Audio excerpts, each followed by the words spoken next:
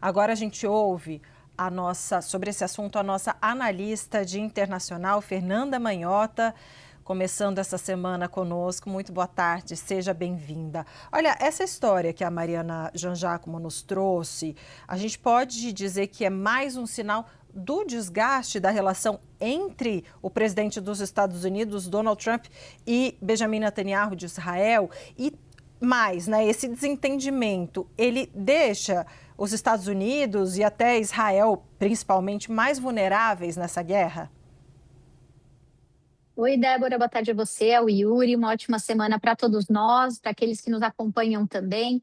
Olha, Débora, a resposta objetiva é que sim, né? Inclusive, o presidente Trump chegou a se referir a esses últimos ataques como uma estupidez, falou isso publicamente, o que, claro, impõe custos simbólicos, né, também para o lado israelense. Agora, dizer que há um desgaste não necessariamente significa dizer que exista uma ruptura, né? Nós temos claramente aí divergências táticas, mas não necessariamente divergências do campo estratégico. O Trump claramente está tentando conter uma escalada regional e principalmente um descontrole relacionado ao campo econômico comercial. Ele está muito preocupado com os efeitos domésticos que essa crise com o Irã tem provocado para ele num ano de eleições, num ano em que ele precisa, né, obter resultados objetivos e, claro, também se preocupa com a sua própria imagem como negociador, esse que é um elemento central da característica da sua liderança. Ele sempre se incumbiu de se colocar nessa posição de um negociador exímio, né? Existem, claro, também do lado israelense alguns incentivos para explicar essa divergência e essa dificuldade de articulação, que tem a ver também com elementos domésticos, né? A gente também tem eleições no horizonte, uma crise de popularidade do primeiro-ministro israelense. Então, nesse sentido, a gente encontra aí uma tensão que tem variado muito em relação aos meios e ao timing das coisas. Então, os objetivos centrais, principalmente relacionados ao Irã, eles não são necessariamente diferentes dos Estados Unidos e de Israel, mas existe uma leitura, né, de cálculo de risco político que acaba levando a essa condição de divergência.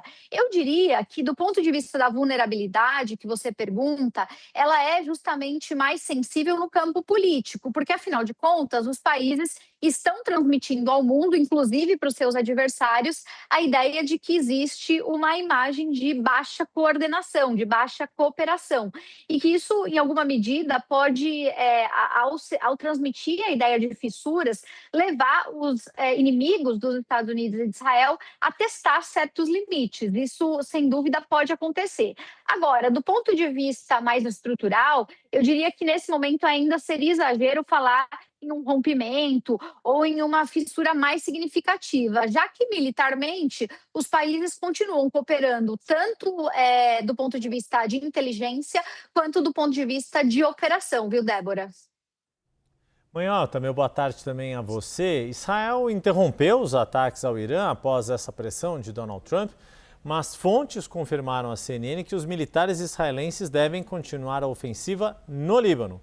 Esse é o limite que mostra até onde Israel está disposto a seguir a liderança dos Estados Unidos? Sem dúvida, Yuri. De certa forma, a gente mostra que os Estados Unidos eles exercem sim influência sobre o seu aliado, mas que claramente não tem um controle total, né? A gente está falando então do Trump refreando o Irã e tentando com isso controlar um pouco desses danos eventuais e colaterais que uma escalada do conflito poderia gerar. Mas isso não elimina o fato de que Israel vê em vários desses atores, e particularmente no Hezbollah no Líbano, uma ameaça existencial à sua própria condição de Estado. E mais do que isso, uma ferramenta discursiva, retórica e de construção de política doméstica que interessa aqueles que ocupam o poder em Israel nesse momento. Então, Netanyahu opera numa lógica em que ele está disposto a ceder em alguns temas que envolvem risco de guerra, mas, de certa maneira, ele endereça a Washington a mensagem clara de que não vai necessariamente corroborar com uma estratégia militar que coloque os interesses domésticos e interesses de segurança, interesses vitais de Israel em segundo plano. Então, eu diria que existe uma disposição em diálogo, mas não existe um espaço para negociação de autonomia, Yuri.